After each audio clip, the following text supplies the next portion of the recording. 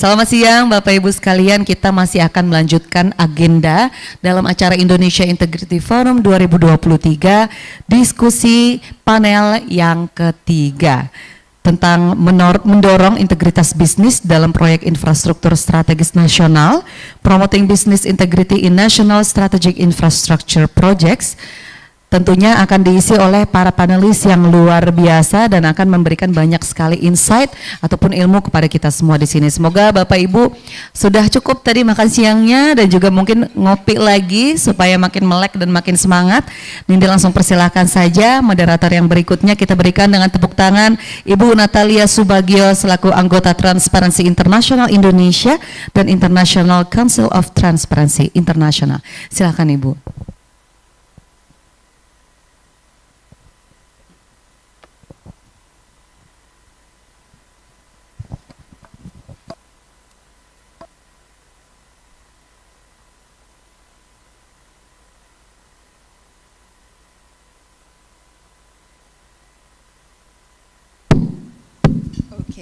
Selamat siang Bapak-bapak, Ibu-ibu, teman-teman yang masih bertahan pada siang hari ini. Sesi yang akan datang ini yang saya diberi kesempatan untuk menjadi moderator adalah mengenai business integrity, khususnya berhadapan dengan proyek-proyek infrastruktur yang besar-besar yang kita tahu rawan korupsi. Menurut data KPK, proyek-proyek infrastruktur atau sektor infrastruktur ini merupakan salah satu sektor yang paling rawan korupsi. Dan sejak tahun 2018 sudah ada 50 kasus yang berkaitan dengan infrastruktur yang ditangani oleh KPK. Bahkan menurut World Bank, itu kebanyakan proyek-proyek infrastruktur korupsinya atau markup-nya itu sangat tinggi, konon bisa sampai setinggi 40%. Ada suatu kasus yang ditangani oleh KPK, dari nilai kontrak 100%, ternyata nilai real infrastrukturnya itu hanya tinggal 50%, jadi setengah, nggak saja 40%. Jadi sektor infrastruktur ini sebetulnya suatu sektor yang seringkali dijadikan proyek bancaan. Bancaan bahasa Jawa, bahasa Indonesia apa ya?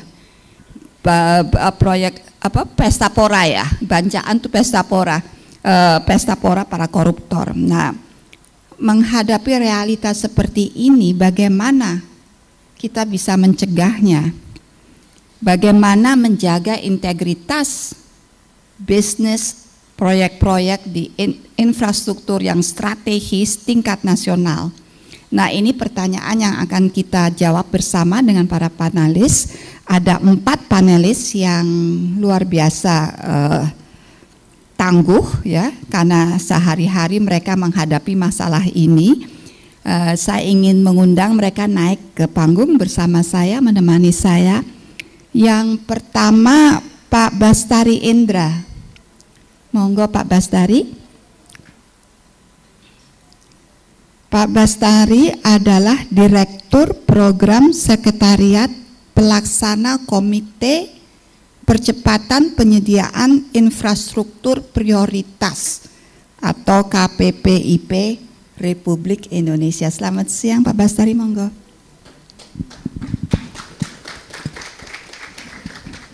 Terus, monggo di mana saja. Kemudian saya mengundang Mas Bima yang dari pagi sudah hadir bersama kita, alumni UGM dengan master dari Bradford University dan saat ini menjabat sebagai Direktur Center of Economic and Law Studies, suatu think tank yang berbasis di Jakarta. Ibu Derina SH adalah EVP Perizinan Pertanahan, juga EVP Tata Kelola Kebijakan, sekaligus juga EVP Kepatuhan di PT PLN Persero. Tapi semua 3 jabatannya berkaitan satu sama lain, jadi nggak apa-apa lah. Dan Mbak Dewi Kartika, last but not least Mbak Dewi Kartika. Ini Mbak Dewi tidak asing lagi, adalah sekretaris dari Konsorsium Pembaruan Agraria KPA dan sudah aktif di KPA sejak tahun 2007. Suatu organisasi yang konsisten memperjuangkan reformasi agraria. Terdiri dari 145 organisasi sipil petani dan LSM. Mbak Dewi, Mbak Kartika adalah lulusan dari ISS, Institute of Social Study di Den Haag, Belanda. Nah, inilah narasumber kita. Keren-keren semua, tapi saya ingin membuka sesi ini dengan pertanyaan kepada Pak Bastari. Pak Bastari, ada persepsi ya, mungkin saya salah, ini persepsi, bahwa KPPIP yang didirikan tahun 2004 hanyalah suatu organisasi yang pemberi stempel. Tetapi kan sesungguhnya peran KPPI ini, speakernya, mic-nya kayaknya ini deh.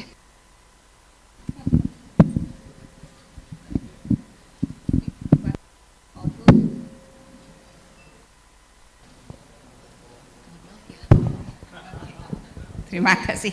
Ya Pak Bastari, ada persepsi demikian. Padahal peran KPPIP itu sangat besar dalam menentukan proyek-proyek mana yang dianggap strategis dan mana yang dianggap urgensi. Apakah Pak Bastari bisa menjelaskan lebih mendetail mengenai peran KPPIP ini?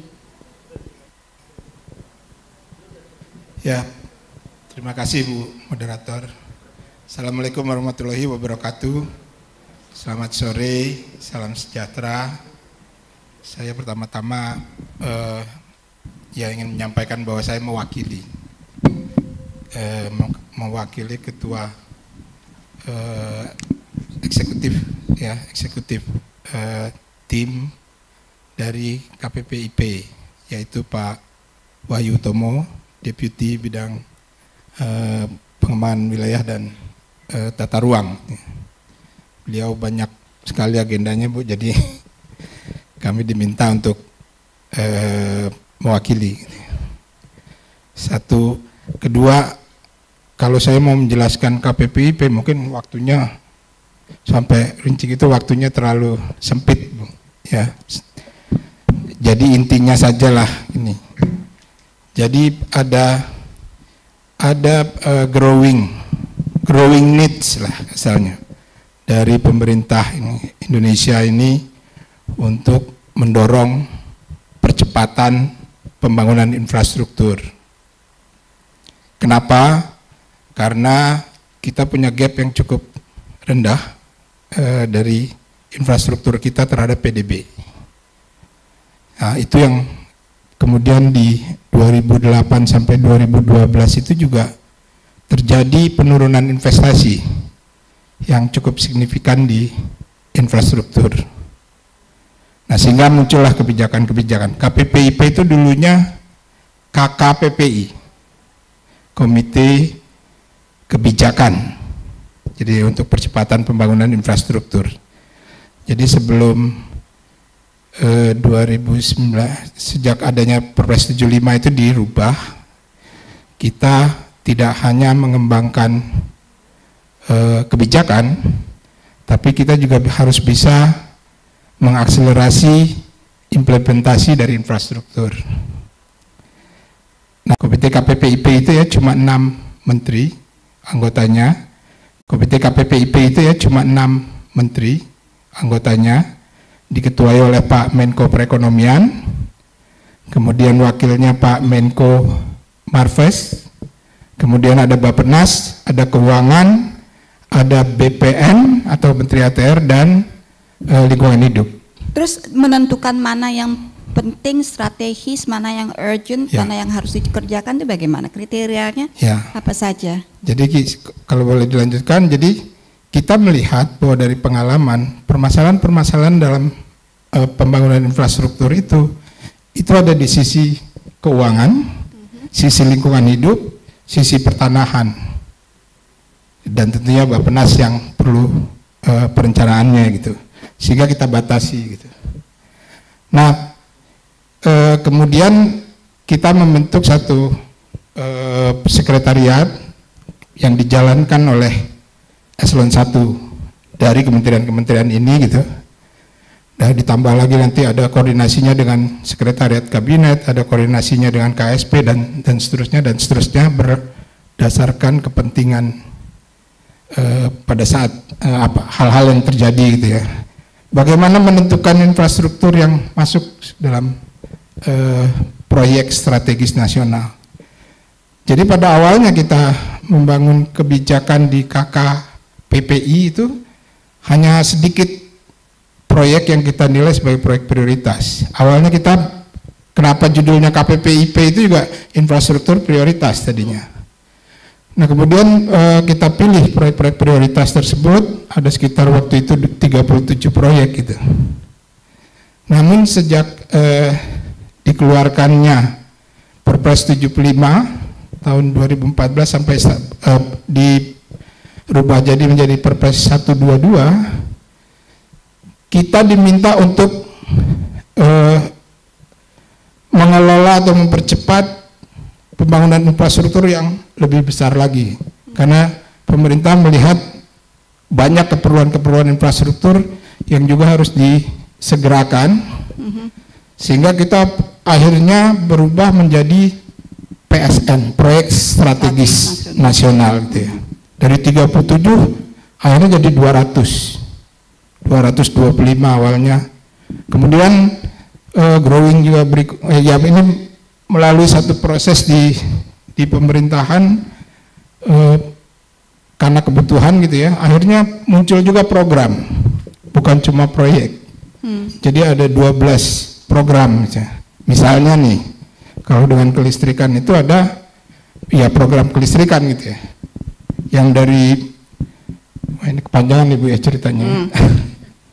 Tapi ya, Pak Pasdari, maaf ya saya potong ya, itu begitu banyak proyek infrastruktur besar-besar nilainya, bagaimana peran KPPIP itu dalam menjaga integritas dari proyek-proyek besar ini? Dan untuk kepemerintahan sekarang kan sudah dikenal sebagai Pak Presiden sekarang Bapak infrastruktur.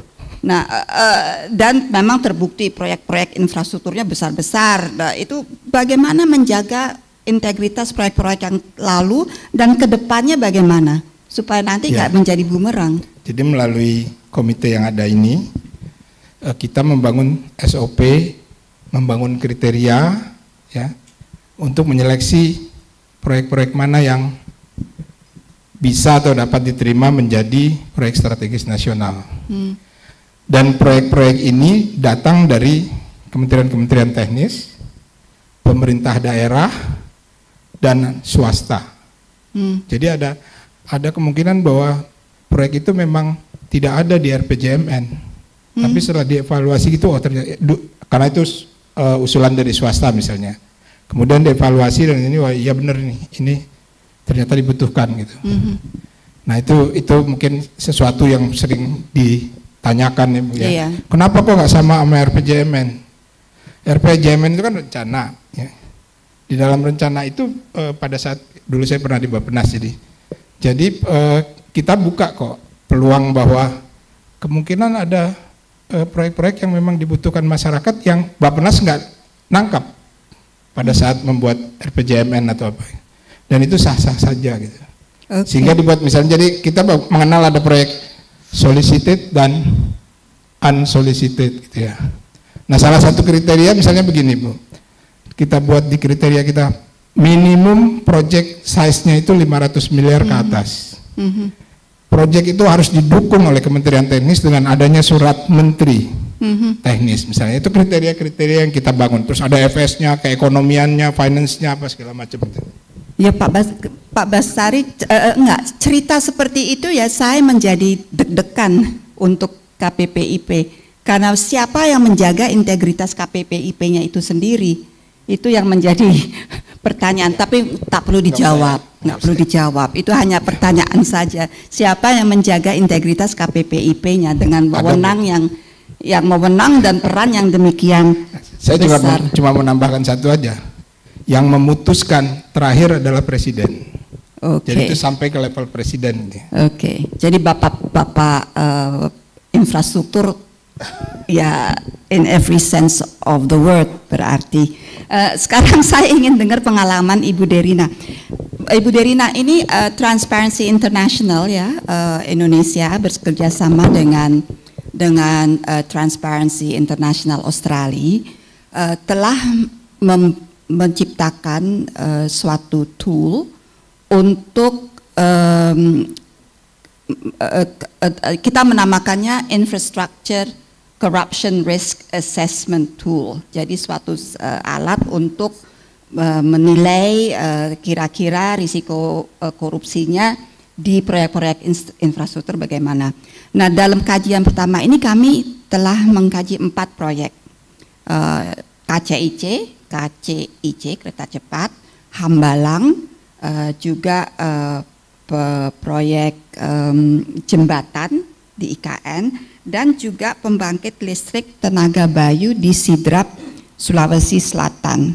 Nah, ini adalah suatu proyek yang dianggap salah satu PSN juga, proyek strategis nasional yang merupakan proyek investasi hijau.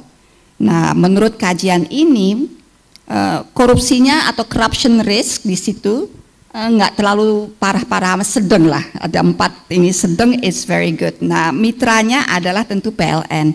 Nah, PLN bagaimana menjaga diri atau mempertahankan integritas PLN setiap kali berkaitan dengan proyek-proyek infrastruktur besar seperti PLTU Bayu ini di Sidrap. Bisa dijelaskan nggak?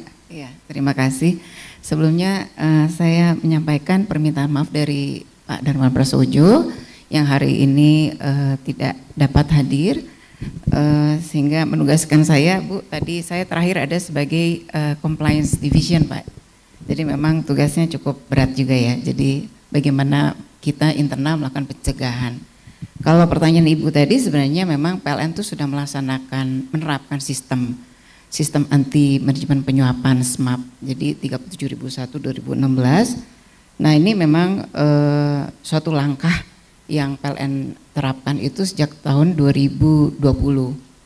Nah, pelaksanaan sertifikasi itu sudah dilaksanakan di seluruh divisi kami dan seluruh unit induk. Jadi sistem ini sebenarnya merupakan salah satu alat ya Bu ya, alat bahwa pada saat kita punya sistem dan kita wajib mengimplementasikan klausula-klausula itu, harapannya pencegahan itu terjadi karena kan ex ante mencegah. Nah, selain itu juga kami melibatkan juga mitra dalam pelaksanaan ini, jadi memperluas SMAP ini ke mitra. Jadi dalam kontrak itu kita juga mencantum satu klausula anti SMAP, kemudian juga kami melakukan IDD, integrity due diligence. Jadi hal-hal yang menurut kami sebagai pencegahan itu kami lakukan. Kita juga terus-menerus melakukan suatu forum bersama di forum bisnis, mengundang para vendor itu merefresh kembali terus-menerus bahwa kita sama-sama melaksanakan pencegahan ini. Karena satu, pencegahan ini untuk membawa semua lebih baik ya Bu ya.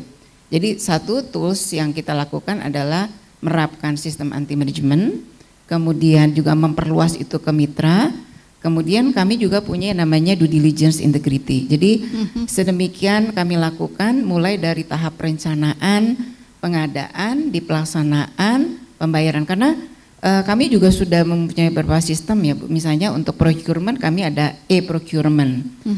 Rencananya ke depan tuh yang namanya perencanaan juga harus ada RPTL. Jadi semuanya harus dalam bentuk sistem RPTL. Kemudian pada saat pelaksanaan kita ada project management office, kemudian dalam pembayaran pun kita sudah ada centralized payment. Jadi PLN itu memang sudah bertransformasi bahwa digitalisasi menjadi suatu alat untuk mencegah yang hal-hal yang tidak baik tadi Bu ya. Kemudian satu lagi adalah bagaimana kita juga mencegah hubungan kita dengan pelanggan itu face to face. Jadi kita udah punya PLN Mobile, mungkin ibu-ibu di sini sudah tahu, Bapak Ibu. Jadi sebenarnya itu sebagai alat kita untuk tidak langsung bertransaksi dengan orang per orang ya Bu. Jadi dengan sistem menurut saya itu menjadi suatu hal yang paling mumpuni saat ini. Iya, kalau kami atau kita saya yakin sebagai pelanggan PLN sudah merasakan bahwa pelayanan yang diberikan PLN itu sangat baik dibandingkan tahun-tahun sebelumnya, lebih mudah juga untuk melakukan pembayaran dan kita merasa bahwa pelayanannya itu cepat, tanggap gitu. Tetapi kalau berhadapan dengan proyek-proyek strategis nasional ini, risikonya kan besar sekali. Apakah sistem Ibu itu cukup untuk bisa melindungi PLN dari kasus korupsi katakan, atau masih banyak yang masih perlu dilakukan untuk 10 tahun ke depan? Ya, karena kami meyakini bahwa sistem ini sebenarnya salah satu tools ya Bu ya, bahwa memang tidak mudah karena kan kita juga berharap dari mitra kita juga melaksanakan itu. Nah, apakah ini suatu hal yang berhasil? Mudah-mudahan ini menjadi suatu hal yang bisa kita pertahankan Bu. Karena kami juga melakukan pengelolaan WBS, jadi di situ setiap pengadaan yang masuk itu melakukan hal evaluasi kami. Kami terus melakukan improvement, mana yang perlu diperbaiki, baik termasuk proses bisnis. Jadi memang iya Bu. Jadi apakah ini satu-satunya? Menurut kami ini salah satunya. Jadi memang perlu juga didorong dari role model dari kita sendiri dan bagaimana mengajak mitra kita karena PLN itu nggak mungkin sendiri Bu. Kalau menerapkan integrity itu PLN nggak mungkin sendiri. Kita harus mengajak mitra kita memperluas integrity ini. Memang kembali kepada bagaimana balik lagi compliance ya, kepatuhan. Apakah kita patuh atas terhadap klausula SMAP atau tidak? Nah ini memang kita juga internal melakukan suatu ada punishment dan reward terhadap pegawai-pegawai yang memang terbukti dia melakukan hal yang tidak baik tadi. Dan pernahkah mitra ditolak karena tidak lulus proses due diligence? Iya, ada. Jadi sebenarnya ditolaknya tuh sebenarnya kan kalau ID itu ada risiko ya Bu ya. Jadi apakah ada risiko conflict of interest itu di rating, kemudian apa yang harus diperbaiki? Dia mengikuti suatu sosialisasi, kemudian ada pernyataan conflict of interest karena ditolak itu kan ini baru sesuatu hal yang akan mungkin terjadi atau tidak. Tapi metodenya adalah risiko tadi Bu. Ada risiko conflict of interest nanti terhadap pengambil keputusan itu sudah dipetakan dari awal memang. Jadi seperti itu kira-kira. Senang sekali ada orang yang paham akan conflict of interest. Akhir-akhir ini yang kita lihat kan orang kurang paham itu benturan kepentingan itu apa. Terima kasih Bu Derina. Mas Bima, giliran Mas Bima nih. Tadi Pak Basturi menyinggung soal jumlah proyek. Menurut KPPIP ada 158 proyek prioritas yang telah selesai dalam 8 tahun terakhir ini ya. Sekarang sudah meningkat menjadi 170, banyak sekali. Pada waktu itu nilai investasinya sudah 1.102,6 triliun. Tapi ini masih kurang dari target. Ya, targetnya itu 210 proyek tunggal dan 12 program terintegrasi senilai 5.000 lebih triliun yang harus selesai akhir tahun depan. Jadi mesti kejar setoran juga nih sepertinya. Nah, dari sudut hukum dan peraturan, Mas Bima, prestasi yang telah dicapai pemerintah ini dalam membangun infrastruktur itu bagaimana? Tata kelolanya bagaimana dan apakah bisa dijamin bahwa target setorannya ini nanti akan selesai, karena masih banyak sekali yang belum selesai, dalam waktu yang telah ditentukan? Ya, dari awal itu selalu terjadi konflik antara kejar target dengan kualitas plus tata kelola. Target infrastruktur yang sangat banyak, bahkan pada waktu itu 2019 lebih dibutuhkan 5.000 triliun lebih itu tadi, dengan keterlibatan swasta. Nah, kalau kita urai satu persatu, satu, apakah infrastruktur itu kuantitasnya banyak atau integritas dan integrasi antar infrastruktur dengan infrastruktur lainnya itu mana yang lebih diprioritaskan. Nah, sepertinya kalau mau jujur kita evaluasi Pak Jokowi, kalau tadi dibilang nih presiden nanti yang menentukan mau kereta cepat, mau PSN di Rempang, itu presiden. Sepertinya Pak Presiden lebih menitik beratkan itu pada kuantitas over quality dan juga over integrasi dengan pembangunan ekonomi. Makanya sebelum kita bicara tata kelola, kita tanya dulu, perlu nggak infrastruktur ini? Untuk apa? Contohnya misalnya, yang paling kelihatan adalah proyek kereta cepat Jakarta Strip Tegaluar. Bukan Jakarta Bandung, Jakarta Strip Tegaluar. Itu kan terlihat jelas ketersambungan antar moda. Itu juga tidak jelas dari sisi apakah ini akan mendorong dari sisi industrialisasinya juga nggak kelihatan. Kemudian baru kita tanya yang kedua, ini siapa yang akan mengerjakan proyek-proyek infrastrukturnya? Nah, yang terjadi sekarang yang memang harus dikritik adalah terjadi BUMN-isasi di dalam proyek-proyek infrastruktur, sehingga anggaran yang tadinya direncanakan 5.000 triliun lebih sampai tahun 2024 kita bisa cek berapa banyak persentase dari kerjasama pemerintah badan usaha. Karena selalu biasanya yang didorong di awal adalah tenang, ini nggak akan menggunakan anggaran negara dari pembayar pajak karena swasta pasti tertarik masuk dalam proyek-proyek infrastruktur.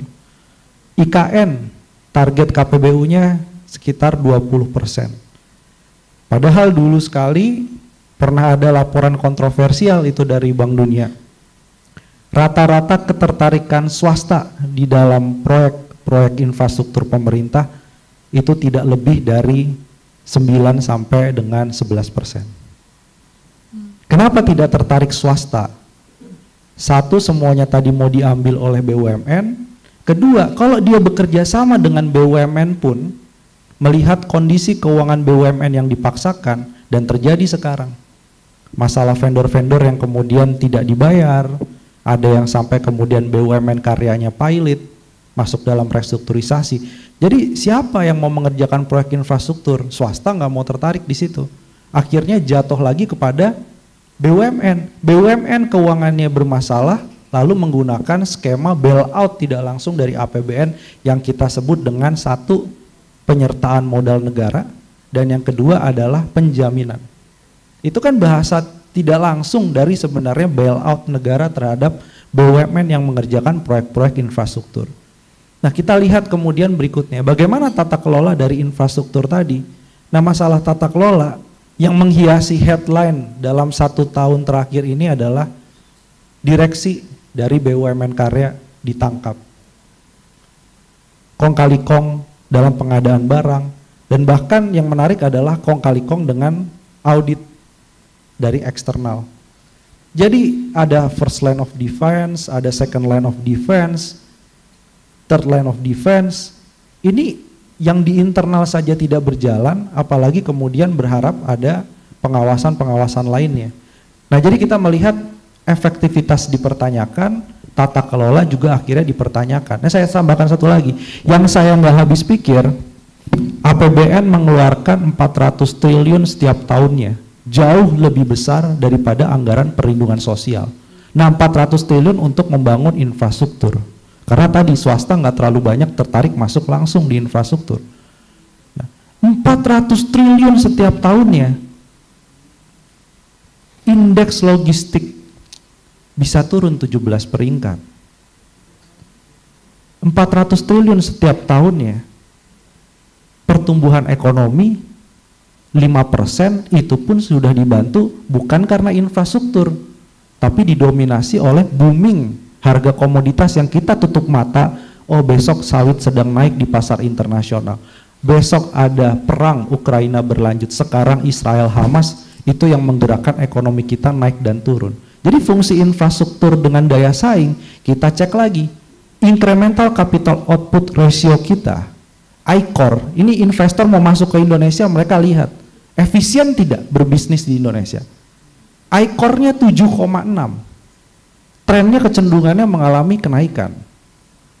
Itu data sampai 2023 bulan Maret. Negara lain di ASEAN, Vietnam, mungkin infrastrukturnya tidak sebesar Indonesia anggaran dari negara, tapi ICOR-nya itu bisa di bawah angka 5. Semakin tinggi ICOR, semakin gak efisien buat bisnis di Indonesia. Jadi 400 triliun itu perlu nanti diaudit total, saya kira ke depannya, tata kelola dan juga efektivitasnya.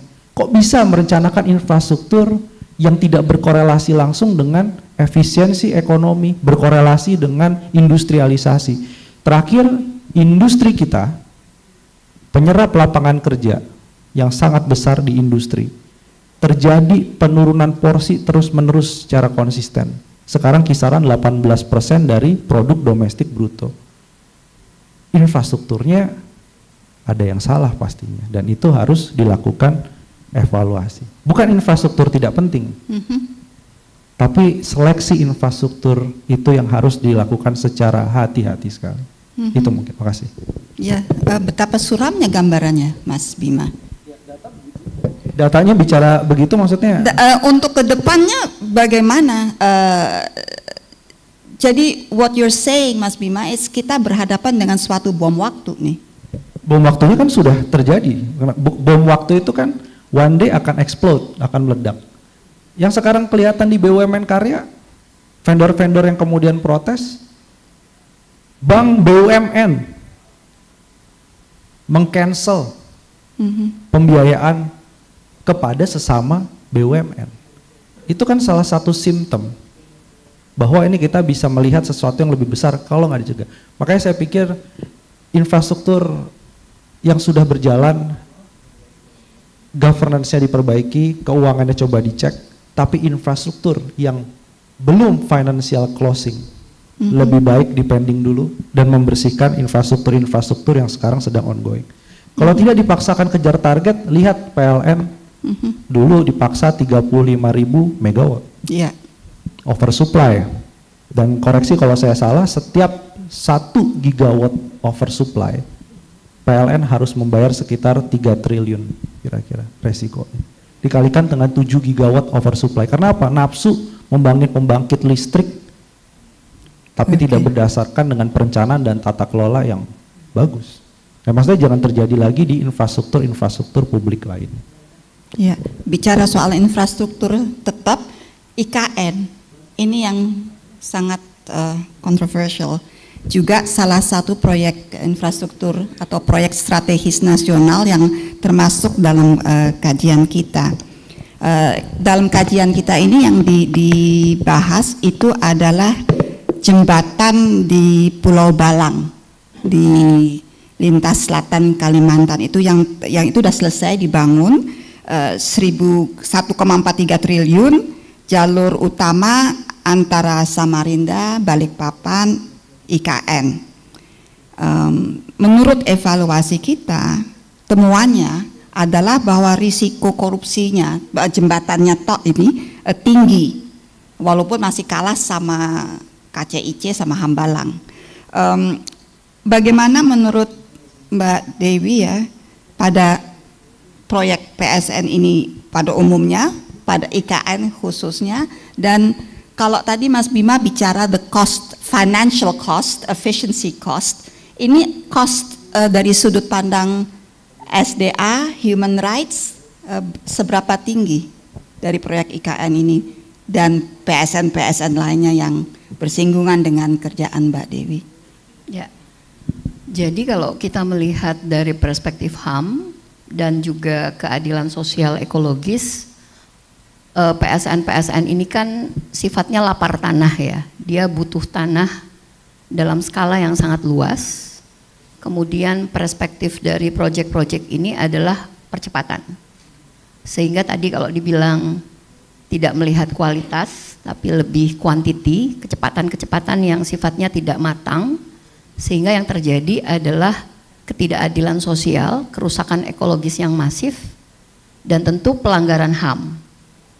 Jadi bahkan kalau kita kaitkan dengan beberapa kasus PSN, itu ya termasuk misalnya revisi-revisi yang dilakukan lewat Undang-Undang Cipta Kerja itu adalah kejahatan terhadap konstitusi. Nah, problemnya adalah kalau kita misalnya mengambil ke kasus IKN, narasi-narasi yang dikembangkan termasuk tata cara proses dari mulai persiapan sampai perencanaan, persiapan sampai eksekusinya itu mengabaikan resiko sosial.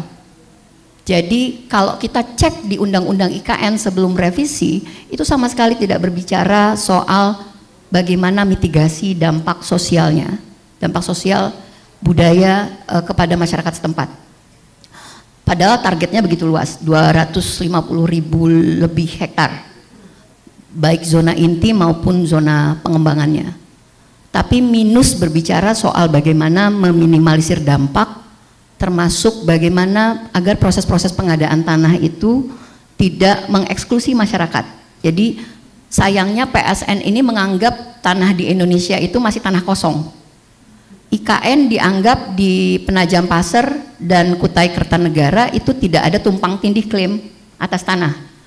Padahal sudah ada tumpang tindih yang begitu luas antara konsesi-konsesi tambang, konsesi sawit, dan klaim-klaim kawasan hutan yang juga tumpang tindih dengan masyarakat adat dan masyarakat setempat. Tetapi ketika berbicara Undang-Undang IKN hanya dibilang bahwa proses-proses pengadaan tanah akan dilakukan lewat pelepasan kawasan hutan dan pengadaan tanah secara langsung ataupun menggunakan mekanisme Undang-Undang Pengadaan Tanah hasil revisi Undang-Undang Cipta Kerja. Tetapi dia tidak melihat bahwa bagaimana penyelesaian konfliknya agar kejadian di Rempang, kejadian di Komodo, atau di proyek-proyek strategis nasionalnya itu tidak meledak seperti yang kemarin. Ketika sudah dilabeli PSN, Rempang itu kan kurang lebih sebulan ya, dari dia MOU, tanda tangan dengan PT MEG, langsung masuk daftar prioritas, daftar prioritasnya dirubah lagi, nambah lagi daftarnya, kemudian pecah. Karena tadi, mitigasi resiko sosialnya nggak dibaca, dan cenderung diabaikan. Kemudian di beberapa kasus konflik agraria PSN itu justru pendekatan yang represif yang dipilih. Jadi tidak ada perubahan-perubahan tata cara yang lebih humanis, yang lebih melihat ada keadilan yang dilanggar, hak-hak dasar masyarakat yang dilanggar, langsung tancap gas. Karena tadi percepatan, kalau judulnya sudah PSN itu kayak Wadas dan konflik-konflik agraria lainnya kan itu cepet ya, dan abai pada protes masyarakat. Lalu ada stigma yang dikembangkan begitu luas bahwa kalau kelompok yang protes adalah yang anti pembangunan. Nah, kita melihat misalnya kalau dalam catatan akhir tahun KPA, proyek strategis nasional dari tahun 2020 sampai dengan 2023 itu sudah menyebabkan 105 letusan konflik agraria. Kalau saya boleh sebut beberapa ya, misalnya kasus PSN Sirkuit Mandalika, Bendungan Bulango di Bolango, kemudian Tol Padang Pekanbaru, KEK di Gresik, PLTA di Pinrang, kemudian Waduk Lambo di NTT, kemudian juga penggusuran hutan Bowosia untuk pembangunan jalan menuju KSPN Komodo. Jadi itu beberapa kasus PSN yang menyebabkan konflik agraria. Otomatis kalau terjadi konflik agraria artinya ada land grabbing terjadi, ada perampasan tanah kepada masyarakat setempat, ada perampasan tanah wilayah adat yang itu tidak dibaca oleh tata cara bekerja PSN. Sehingga kalau misalnya ada KPPIP, itu kan salah satu tugasnya juga melakukan evaluasi terhadap daftar proyek itu. Apa yang terjadi dengan Rempang, apa yang terjadi dengan KSPN Komodo, apa yang terjadi dengan KSPN Danau Toba. Itu kan banyak pelanggaran HAM yang terjadi, perampasan tanah, hak-hak konstitusional dilanggar demi PSN. Nah kalau kita mengacu ke IKN kan lucunya yang didorong kan bagaimana sebanyak-banyaknya mengundang investor karena butuh 500 triliun termasuk membebankan lagi kepada APBN. Akhirnya ya, membebankan kepada APBN. Tapi 80%-nya kan harus cari uang dari investasi luar termasuk investasi dalam negeri. Nah, tata caranya kan obral tanah. Nah, revisi Undang-Undang IKN itu kan jahat sekali ya, ditarik dari PP 12 2023, kemudian ditarik menjadi revisi Undang-Undang IKN dan memberikan konsesi perkebunan, menjamin memberikan 190 tahun konsesi. Ini kalau dilihat dari refleksi ke belakang, zaman kita dijajah Belanda aja konsesi perkebunan itu hanya 75 tahun. Nah, ini zaman kemerdekaan kok ditambah lagi 190 tahun, artinya hampir 2 abad para pemodal itu dijanjikan untuk dapat menguasai konsesi perkebunan. Nah, kalau dilihat kan kenapa yang disasar adalah HGU, hak guna usaha, artinya di balik pembangunan ibu kota negara ada bisnis-bisnis perkebunan yang akan dibangun. Jadi hanya sedikit sekali zona inti untuk pembangunan ibu kota negaranya sendiri, tapi pengembangan kawasannya atas nama ibu kota negara itu sebenarnya sedang mendorong terjadinya bisnis-bisnis perkebunan dan jangan-jangan sawit lagi. Kemudian kalau kita bicara HGB dijadikan 160 tahun, artinya itu bisnis-bisnis properti di luar IKN itu. Nah, harusnya memang tata cara pelaksanaannya itu nggak mau harus melihat realitas di lapangan. Bahwa di Kalimantan Timur itu sendiri sudah terjadi ketimpangan struktur agraria, guremisasi masuk ke Kalimantan Timur juga, jadi petani-petani kecil sudah semakin nyata di Kalimantan Timur, konflik agraria juga terjadi, kemudian masyarakat adat tereksklusi. Nah, IKN ini mau masuk dengan tata cara semacam apa? Karena dia kebutuhannya sangat besar. Nah, kalau enggak, maka tadi proses-proses PSN ini mengabaikan HAM, akan melakukan pelanggaran HAM lebih besar lagi dan memperparah situasi krisis yang sudah ada, kemudian diperparah karena pendekatannya pertumbuhan ekonomi, pembangunan infrastruktur dan lain sebagainya. Apalagi kan di UU CK itu kan dahsyat sekali ya, kepentingan umum, definisi kepentingan umum itu semakin bias. Kalau di undang-undang sebelumnya, Undang-Undang Nomor 2 Tahun 2012 kan pengadaan tanah hanya untuk pembangunan infrastruktur. Tapi sekarang KEK, KSPN, pertambangan, food estate, ketahanan pangan itu masuk dalam kategori kepentingan umum. Jadi dan strategis. Nah, itu bisa sangat subjektif ya. Kapan itu jadi strategis dan sayangnya nggak ada pencabutan dari strategis tidak strategis.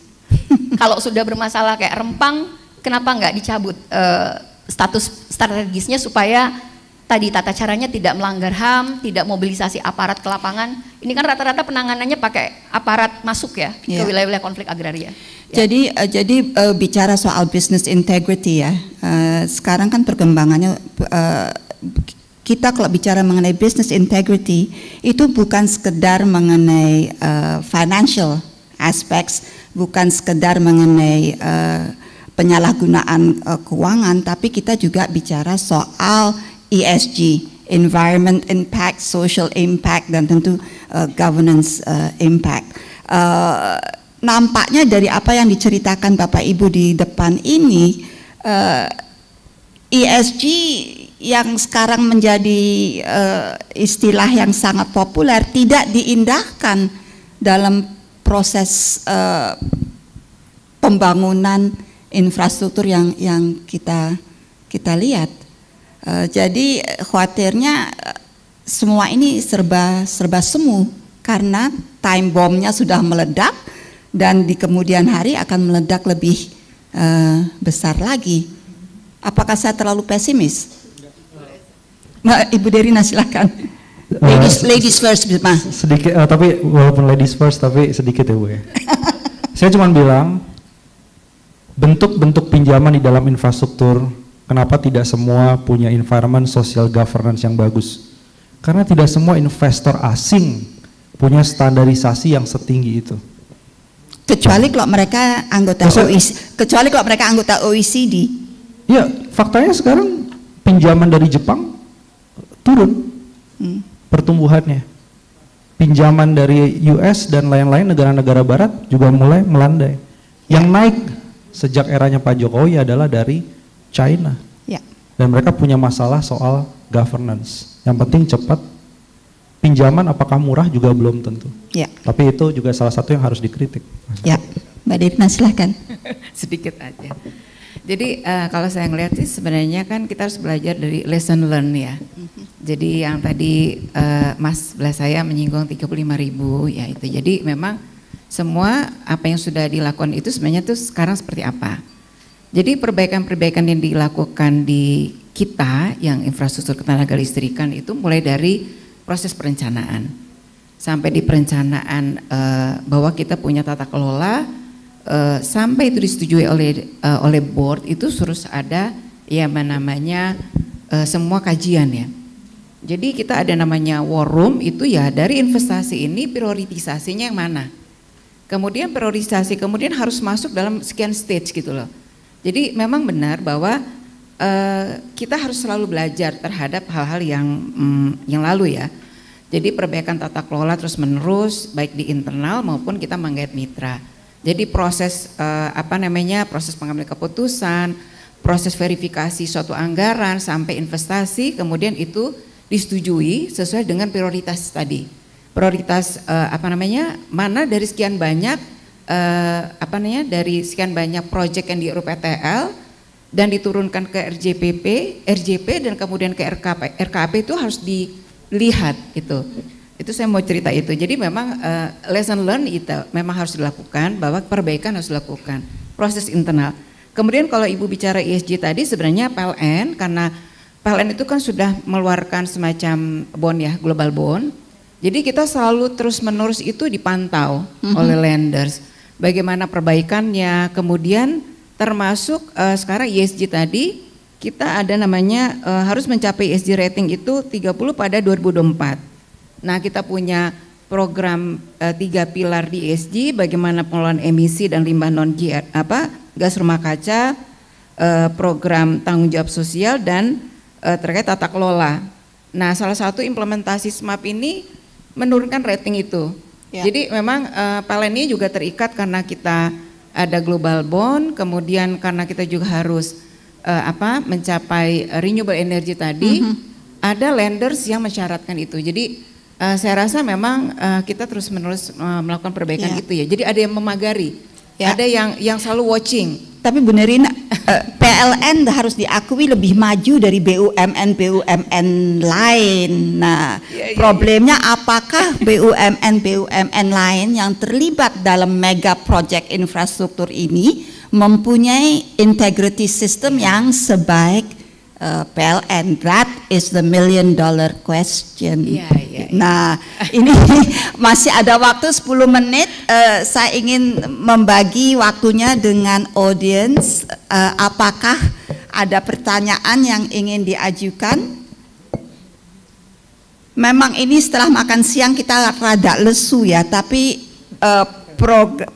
session ini amat sangat penting karena mempunyai dampak yang besar untuk masa depan perekonomian kita. Ada pertanyaan? Kalau tidak ada, saya mau nanya. Nah Pak Bestari, setelah mendengar ini semua, bagaimana KPPIP ini menanggapinya? Ya, terima kasih Bu. Dari apa tadi ya, komen-komen dari teman-teman ini semua, saya nangkep ada yang iya, ada yang enggak gitu.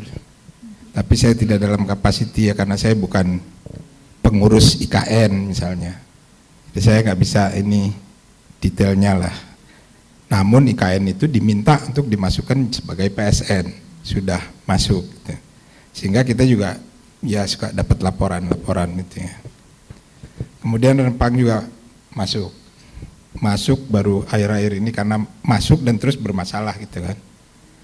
Tapi saya nggak mau berdebat Bu, tapi tolong deh teman-teman mendapatkan informasi lagi yang lebih rinci mengenai proyek-proyek tersebut gitu. Dan saya tidak dalam kapasitas untuk menjelaskan yang itu Bu. Nah berkaitan dengan Mas Bima tadi ya, di banyak negara infrastruktur dibangun pemerintah karena negaranya punya uang. Di Jepang itu dia melakukan KPBU-nya beda gitu. Uangnya tetap uang pemerintah, pengelolaannya oleh swasta-swasta. Kemudian swasta itu dibayar. Itu. Di Belanda juga begitu. Dia punya uang dan terus dia, sehingga skim-skim BOT itu sudah berubah, desain BOT apa sampai finance-nya di ini. Jadi macam-macam itu terjadi gitu. Nah, kalau kita punya duit yang 5.000 tadi, saya juga dapat informasi di KLHK itu AMDAL urutannya udah 4.000, Bu. Ini yang salah siapa gitu ya, silakan Bapak Ibu sekalian yang kita diurutankan 4.000 gitu. Gimana bisa kita percepat dan lain-lain, ya itu sesuatu yang jadi PR. Dan satu lagi yang saya harus jelaskan, di kita itu tugasnya mengkoordinasi, di bottlenecking, terus ya tadi membantu masalah-masalah perizinan dan program. Waktunya udah habis, Bu. Jadi susah nih mau cerita panjang lah.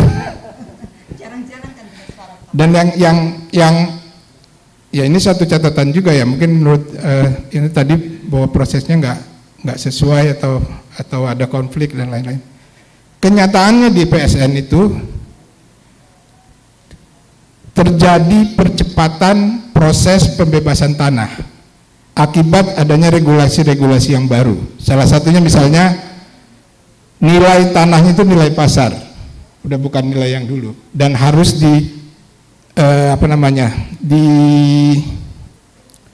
dianalisis, dicek sama independent appraiser sekarang itu gitu. Jadi nggak main ini aja. Kalau PSN ya, yang di luar PSN kayaknya belum. Jadi ada independent appraiser yang menilai seberapa tanah di masing-masing daerah itu gitu, nilai pasarnya, dan itu yang diberikan gitu kepada sebagai pengganti gitu.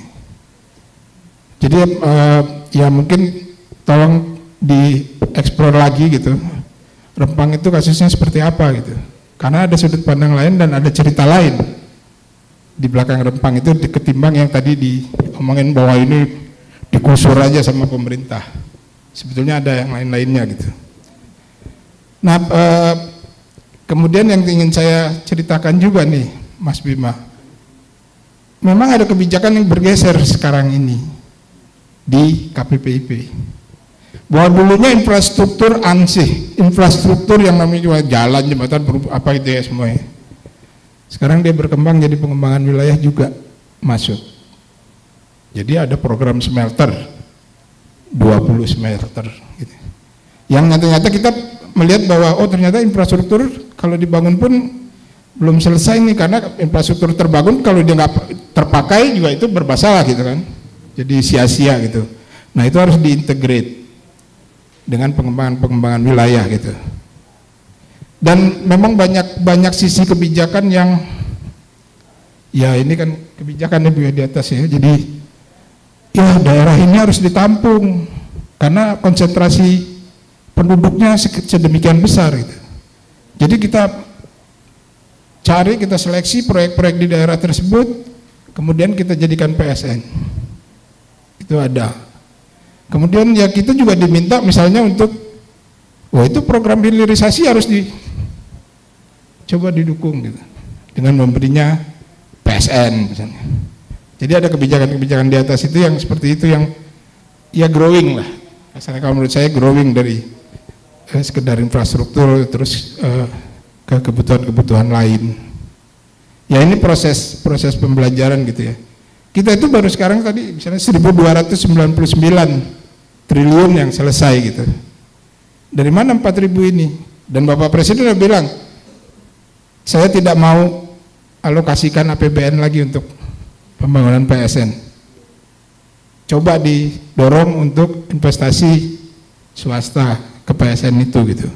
Nah sekarang kita tambah seleksi kriterianya itu, Anda punya uang nggak? Anda mau invest nggak? Atau segala macam gitu. Nah tapi yang perlu digarisbawahi juga bahwa pelaksanaan proyek-proyek PSN itu adanya di Kementerian Teknis dan Daerah dan BUMN yang ditunjuk tadi gitu.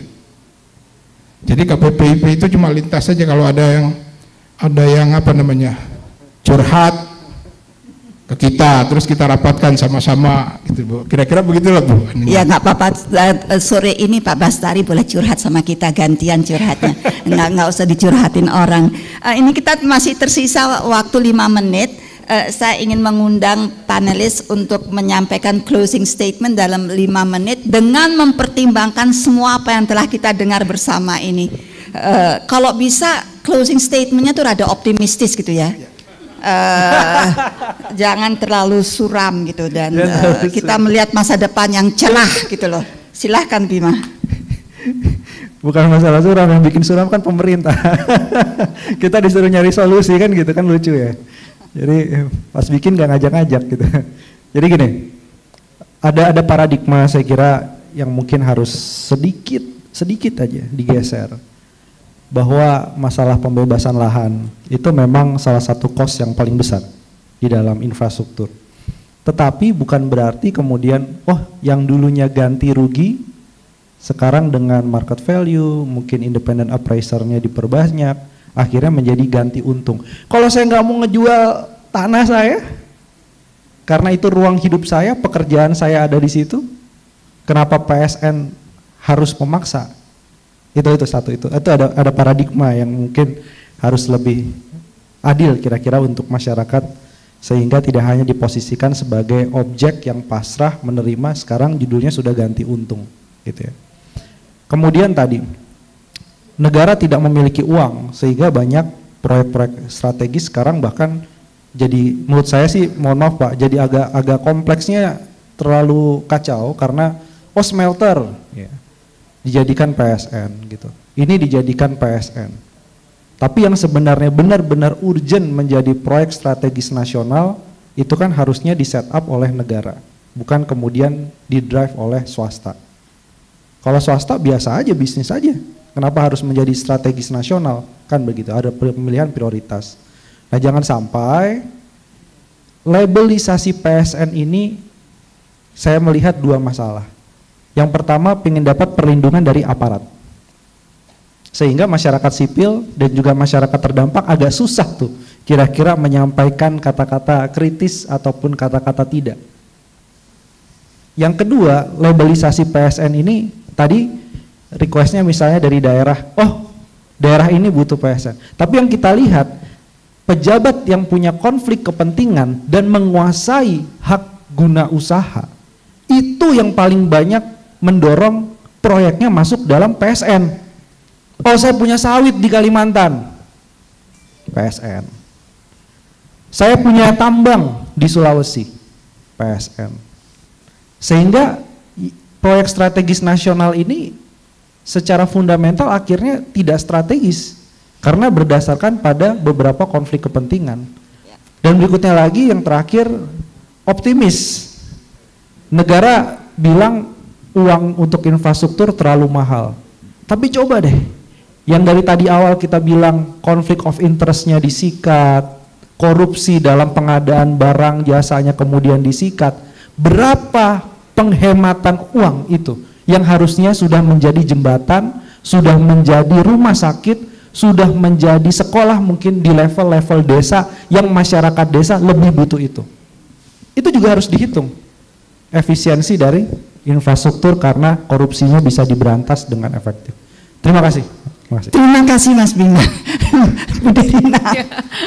Udah panjang sebenarnya, udah terangkum ya. Tapi kalau kami PLN sebagai badan usaha milik negara itu terhadap tadi ya lesson learn, kemudian perbaikan, improvement terus menerus, kemudian konsistensi melaksanakan suatu sistem, role model dan memperluas, mengajak mitra itu untuk baik, integrity, ya itu harusnya menjadi, makanya integrity menjaga Indonesia ke depan, itu aja Bu. Ya, terima kasih. Ya, kalau dari kami sebenarnya begini, jadi stigmatisasi terhadap penolakan proyek-proyek yang menyebabkan ketimpangan dan konflik itu jangan disempitkan menjadi kelompok-kelompok atau masyarakat yang anti pembangunan. Itu yang pertama, karena itu sudah menjadi klasik ya, di setiap konflik agraria, penggusuran, perampasan, itu langsung stigma itu ditempelkan. Dan ini nggak bisa juga KPPIP dan pemerintah itu menutup mata terus pada realitas di lapangan. Kalau waktunya banyak sih, kita bisa banyak bicara kasus bagaimana pembangunan infrastruktur dari mulai proses pengadaan tanahnya, konsultasinya yang tidak ada konsultasi, tidak ada konsen persetujuan dari masyarakat, manipulasi terhadap persetujuan masyarakat yang diklaim dari absensi, dari konsultasi publik yang hanya sosialisasi, lalu kalau petani, masyarakat adat menolak, ya udah nanti konsinyasi ambil di pengadilan. Nah, tata cara seperti itu sudah klasik di dalam proses-proses pengadaan tanah. Jadi memang kalau kita mau bicara pesimis, artinya optimis, perbaiki tata caranya dalam berhubungan dengan masyarakat setempat yang akan terdampak. Ada nggak unsur dilepaskan karena sudah ada intimidasi 3.000 brimob turun? Ketika dicek kan dialihkan lagi, dijadikan rumah-rumah besar-besar kemakmuran rakyat. Jangan lupa pada besar-besar kemakmuran rakyat. Jangan lupa pada Pasal 33 ayat 3 bumi, air, kekayaan alam itu dikuasakan kepada negara untuk dipergunakan sebaik-baiknya, sebesar-besarnya kemakmuran rakyat. Nah, prinsip itu menurut saya penting karena tanah di Indonesia itu bukan tanah kosong. Kalimantan Timur, IKN bukan tanah kosong. Ada masyarakat setempat yang harus diafirmasi dan dibicarakan prinsip keadilannya ada di titik mana. Mungkin itu. Terima kasih. Terima kasih. Dengan demikian kita harus masih mau nambah. Saya pikir sudah cukup curcolnya. Saya belum di Bu. Ini dari apa yang diinikan teman-teman tadi. Ya. Memang ada sesuatu yang saya mungkin transparansi bisa membantu gitu ya. Saya belajar mengenai metode license to operate. Yang di sini belum diimplementasikan dengan baik oleh kementerian teknis itu. Mungkin kalau itu ditegakkan sebagai salah satu ini, mudah-mudahan itu bisa mereduce isu-isu tadi yang muncul di proyek PSN. Itu yang mungkin tolong kali ini. Kalau saya belajar bisnis, karena diundang ini saya belajar bisnis integrity ya. Jadi ada 15 kunci terus saya sisir mana yang sudah saya lakukan, mana yang belum gitu. Itu sesuatu yang juga ini. Misalnya salah satunya adalah whistleblower. Mana di pemerintah? Nggak bisa itu mungkin. Karena ketatnya struktur pemerintah itu yang saya orang pemerintah dulu Bu. Jadi itu sesuatu yang ya PR kita lah ke depan untuk sama-sama kita ini. Kalau monitoring dan audit, due diligence apa semua itu udah kita lakukan. Membentuk regulasi yang benar itu kita udah lakukan. Tapi masih ada lagi yang bolong-bolong yang itu. Mungkin kalau di sisi pemerintahan ya jadi PR yang cukup besar. Terima kasih. Terima kasih, tepuk tangan untuk semua panelis kita. Jadi walaupun panel ini judulnya mendorong business integrity, ternyata yang harus didorong bukan saja business integrity tetapi juga political integrity sama public integrity. Baru kita bisa bicara dengan benar. Sekali lagi tepuk tangan kepada panelis kita. Terima kasih atas keterbukaannya dan juga terima kasih kepada peserta atas perhatiannya. Terima kasih. Saya silakan MC untuk mengambil alih. Terima kasih moderator kita di diskusi panel yang ketiga Ibu Natalia. Kita boleh berikan tepuk tangan satu kali lagi. Terima kasih. Baik, dan sekarang kita akan menyaksikan prosesi penyerahan plakat yang akan diberikan kembali oleh Sekretaris Jenderal TI Indonesia. Kita berikan tepuk tangan Bapak Danang Widoyoko, dipersilakan untuk kembali bergabung di atas panggung Bapak, untuk memberikan plakat kepada Ibu Moderator dan juga keempat panelis. Silakan Bapak. Yang pertama, silakan Bapak Danang memberikan plakat untuk Ibu Natalia Subagio. Silakan Bapak untuk menyerahkan plakat di tengah stage dan akan diabadikan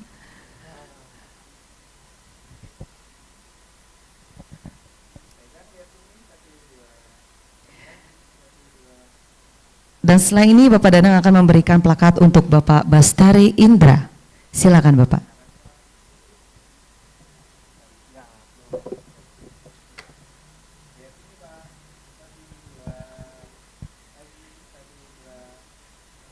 Selanjutnya dipersilahkan untuk memberikan plakat kepada Bapak Bima Yudhistira.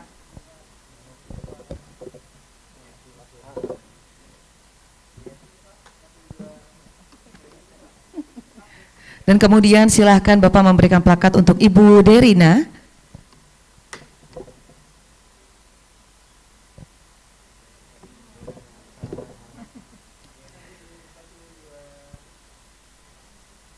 Dan setelah ini diberikan plakat untuk Ibu Dewi Kartika. Silakan Ibu. Setelah ini Bapak Danang, Ibu moderator dan juga para panelis akan melakukan sesi foto bersama. Baik, dipersilakan Bapak Ibu sekalian untuk memposisikan diri masing-masing, mungkin di depan.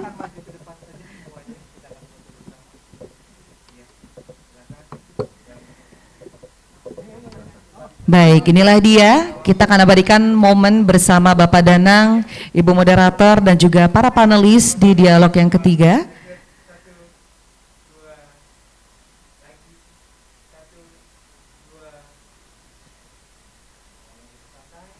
Boleh sekali lagi Bapak Ibu sekalian. Kita berikan tepuk tangan sekali lagi. Terima kasih Bapak Danang, Ibu Natalia Subagio, Bapak Bastari Indra, Ibu Derina, Bapak Bima Yudhistira dan Ibu Dewi Kartika telah berkenan menyempatkan waktu dalam diskusi panel mendorong integritas bisnis dalam proyek infrastruktur strategis nasional. Bapak Ibu sekalian, kami persilahkan untuk menikmati coffee break selama kurang lebih 10 menit. Dan dipersilahkan setelah itu kembali lagi ke dalam ruangan ballroom ini bersama rekan-rekan kita yang ada di ruangan sebelah nanti ya. Jadi kita masih ada satu agenda lagi untuk menutup rangkaian acara di Indonesia Integrity Forum 2023 setelah 10 menit coffee break kembali lagi di sini. Terima kasih.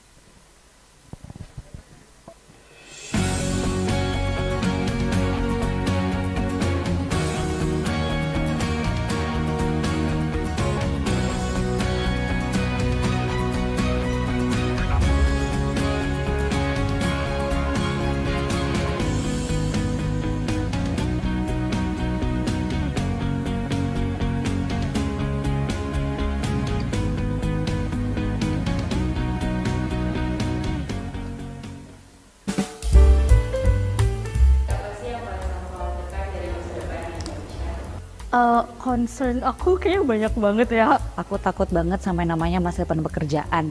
Apalagi sekarang AI udah ada di mana-mana, udah menggantikan sumber daya manusia juga. Dan tanpa AI aja udah susah banget buat cari pekerjaan. Harusnya itu jadi alat bantu, tapi aku takut kita malah jadi nggak mandiri. Saya khawatir belum ada perlindungan untuk anak dan remaja di internet. Aku takut nanti anak cucu kita, termasuk juga mungkin kita di masa depan nggak bisa menikmati udara yang bersih dan kehidupan yang sehat. Mungkin nanti pas aku udah tua, entah deh bumi masih layak di dunia apa enggak kali ya. Anxiety-nya semakin tinggi. Khawatir sama biaya pendidikan yang semakin meninggi. Di segala segmentasi, jadinya semua orang masyarakat kecil, masyarakat yang termarginalisasi juga bisa ngerasain pendidikan berkualitas yang sama rata gitu, nggak perlu dibeda-bedain. Aku khawatir tentang income yang gapnya makin gede. Ada kekhawatiran nanti ada kesenjangan. Ngobrolin tentang betapa mahalnya housing di Indonesia dan apakah kita bisa afford hal tersebut di masa depan. Aku Febri, aku ASN di Kementerian di Indonesia. Oh, aku Christine Claudia. Aku merupakan Urban Justice Project Officer di salah satu NGO di Indonesia. Nama aku Bianca Bunga Saputra, aku seorang mahasiswa dari Universitas 11 Maret. Nama saya Ibu Siti Nurita sebagai ibu rumah tangga. Saya ingin anak cucu saya bisa tumbuh di kondisi yang lebih baik dan mendapatkan pendidikan yang berkualitas. Aku juga berharap mungkin gerakan-gerakan aktivisme akar rumput makin masif dan makin bisa dirasakan impact-nya buat masyarakat. Punya kehidupan yang lebih berkeadilan, sustainable, dan juga inklusif. Menurutku ini merupakan hak asasi seluruh manusia, jadi nggak cuman di kalangan tertentu aja. tantangan kebijakan publik yang kita hadapi hari ini jauh berbeda dari tantangan generasi sebelumnya. Seringkali saat kebijakan dikeluarkan, tantangannya sudah berkembang jadi hal baru. Kita perlu beradaptasi dan menciptakan ekosistem yang lebih sigap dan adaptif untuk pembuatan kebijakan di Indonesia. Hai, saya Afu Utami, CEO dan co-founder dari Think Policy, peneliti ekonomi lingkungan dengan pengalaman 10 tahun di sektor kebijakan iklim. Saya Winnie Rizkyning Ayu, prinsipal dari Think Policy Advisory, seorang profesional di dunia energi selama 15 tahun. Saya Prasetya Dwi Cahya, COO dan co-founder Think Policy, praktisi pemerintahan digital. Saya Florida Andriana, Chief Growth Officer dan co-founder Think Policy, praktisi Government Relations dan Public Affairs. Climate change is the most defining issue of our generation. Kesiapan kita dalam menghadapinya akan menentukan nasib kita hari ini maupun masa depan seperti apa yang kita tinggali. Banyak yang masih percaya bahwa dampak krisis iklim itu jauh di depan mata. Kenyataannya, data menunjukkan bahwa frekuensi dan intensitas bencana iklim sudah jauh lebih tinggi. Akar masalahnya terletak pada model ekonomi yang masih linear dan mengutamakan pertumbuhan, padahal dampak krisis iklim justru menciptakan berbagai ketimpangan ekonomi. Kebijakan publik memainkan peran yang sangat penting dalam mendorong inovasi, kolaborasi, serta berbagai transformasi yang dibutuhkan untuk mencapai ke arah sana. Pemerintah dapat memperkenalkan berbagai instrumen seperti fiskal atau regulasi, serta perubahan perilaku masyarakat di level masif yang memang dibutuhkan untuk kita bisa menghadapi krisis iklim bersama-sama. Tantangan kedua, inklusi sosial. Pada hakikatnya, pembangunan dan kemajuan adalah untuk mensejahterakan semua orang. Tapi nyatanya, ada winner and loser dari sistem ekonomi kita. Pembangunan dan kemajuan hanya dinikmati oleh segelintir orang dari kelas sosial ekonomi tertentu. 1% orang menguasai 50% aset nasional. Kebijakan publik berperan penting dalam menjamin inklusivitas, bahwa semua orang memiliki hak dan akses yang sama, sehingga dapat berpartisipasi secara penuh dalam kehidupan sosial, ekonomi, dan politik. Tantangan yang terakhir adalah digitalisasi. Seperti yang kita tahu saat ini, hampir mustahil ya rasanya kalau kita tidak menggunakan teknologi digital. Oleh karena itu, kita harus memastikan bagaimana teknologi digital ini bisa benar-benar bermanfaat untuk semua lapisan masyarakat. A meaningful digital Melalui talenta yang lebih berdaya, proses yang lebih partisipatif, serta solusi yang berbasis bukti dan empati. melalui akademi, kami mencetak pemimpin dan sumber daya manusia yang berpikir kritis dan berempati. Melalui forum, kami menjembatani berbagai perspektif dengan membangun kepercayaan lintas sektor dan generasi. Melalui komunitas, kami mendukung profesional muda untuk berjejaring dan membuka ruang kolaborasi untuk menciptakan dampak yang berkelanjutan. Melalui insight, kami memperluas akses dan pemahaman masyarakat tentang kebijakan publik. Dan melalui advisory, kami menghimpun para ahli dan praktisi untuk menjadi mitra penyusunan rekomendasi kebijakan yang berbasis bukti dan empati. Melalui kelima produk ini, kami bekerja sama dengan pemerintah, sektor privat, organisasi sipil, dan tentunya masyarakat luas. Mari taklukkan kekhawatiran kita bersama dan ciptakan masa depan Indonesia yang berketahanan iklim, Berdaya secara digital, Dan inklusif secara sosial bersama Think Policy.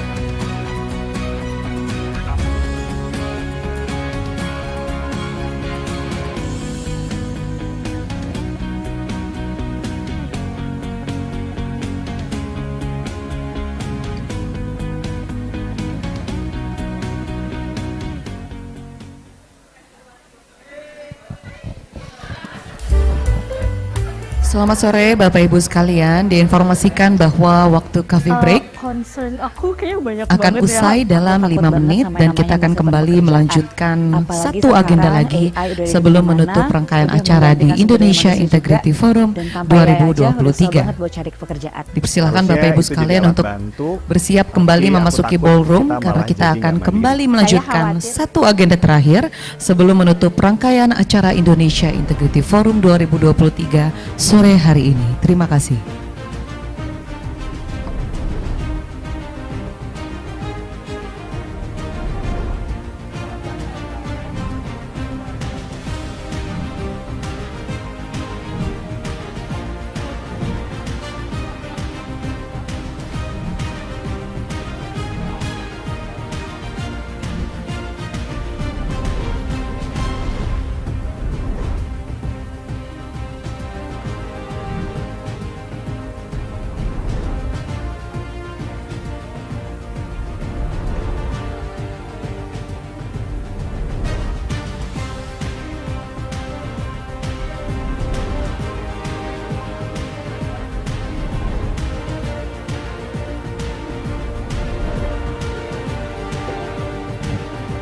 Baik, Assalamualaikum warahmatullahi wabarakatuh. Selamat sore Bapak Ibu sekalian. Semoga usai menikmati